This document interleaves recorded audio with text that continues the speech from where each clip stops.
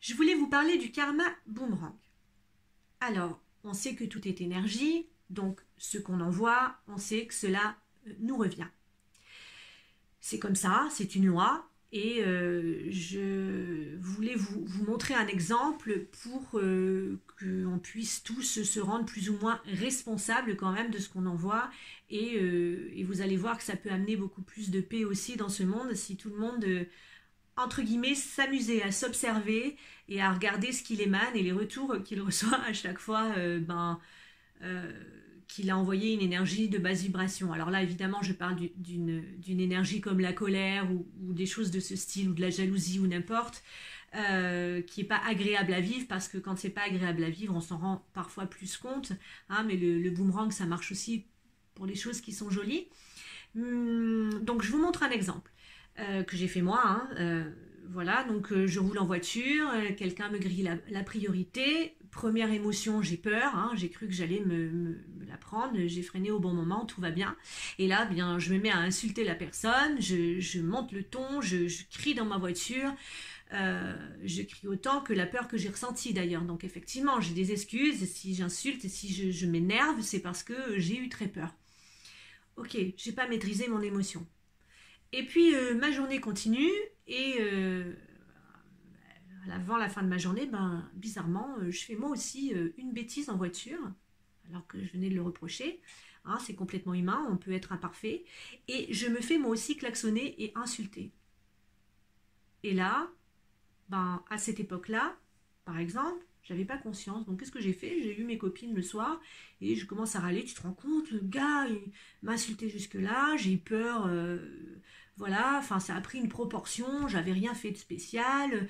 Moi, enfin, je pense que dans l'erreur, j'avais pas fait un truc non plus grave, hein, mais je m'étais fait insulter de façon exagérée par cette personne, alors que moi, je trouvais pas que j'étais dans un truc si injuste que ça.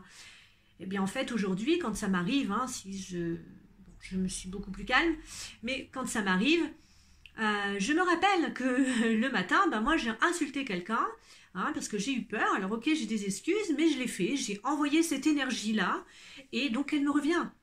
Et alors, à cette époque, j'allais me plaindre et faire la victime. Aujourd'hui, je rigole de moi. Je dis, bon, c'est bon, là, t'as eu le retour, c'est bon, c'est fini, c'est épuré, le boomerang, il est parti, j'ai envoyé, j'ai reçu, et tout va bien, et je rigole.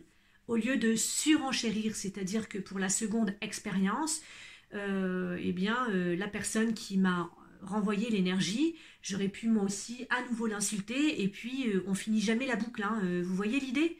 Donc là, on la termine, on peut rigoler de soi, et honnêtement, de s'observer, c'est quelque chose d'extraordinaire.